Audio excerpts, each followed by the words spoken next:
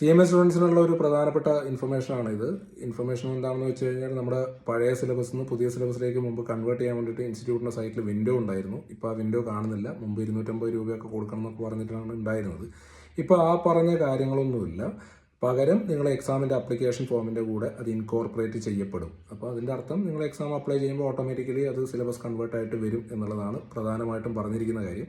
രണ്ടാമത്തെ കാര്യം എന്താണെന്ന് വെച്ച് കഴിഞ്ഞാൽ അതിനുവേണ്ടി നിങ്ങൾ മെനക്കെട്ട് ഒരു ഫോം എക്സ്ട്രാ ഫില്ല് ചെയ്യേണ്ട, അപ്ലിക്കേഷൻ്റെ കൂടെ ഫില്ല് ചെയ്ത് വിട്ട് കഴിഞ്ഞാൽ ആ കാര്യങ്ങൾ തീരുമാനമാവും.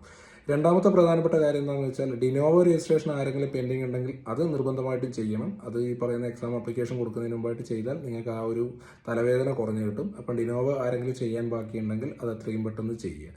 പിന്നെ CMA ഫൈനൽ എക്സാം എഴുതാൻ ഉദ്ദേശിക്കുന്ന, 4th ഗ്രൂപ്പ് എഴുതാൻ ഉദ്ദേശിക്കുന്ന ആൾക്കാരെ സംബന്ധിച്ച് എലക്റ്റീവ് പേപ്പർ എന്തെങ്കിലും ഓപ്റ്റ് ചെയ്യുന്നുണ്ടെങ്കിൽ ആ എലക്റ്റീവ് പേപ്പർ ഓപ്റ്റ് ചെയ്യുന്നതും കൂടി ഈ എക്സാമിൻ്റെ അപ്ലിക്കേഷൻ ഫോമിൻ്റെ കൂടെ അറ്റാച്ച് ചെയ്യാം എന്നുള്ള രീതിയിൽ ഇൻസ്റ്റിറ്റ്യൂട്ടിൻ്റെ ഓൾറെഡി നോട്ടിഫിക്കേഷൻ വന്നിട്ടുണ്ട്. അപ്പോൾ കൂടുതൽ എന്തെങ്കിലും കാര്യങ്ങൾ അറിയണമെന്നുണ്ടെങ്കിൽ ഇൻസ്റ്റിറ്റ്യൂട്ടിൻ്റെ നോട്ടിഫിക്കേഷൻ ഒന്ന് നോക്കുക.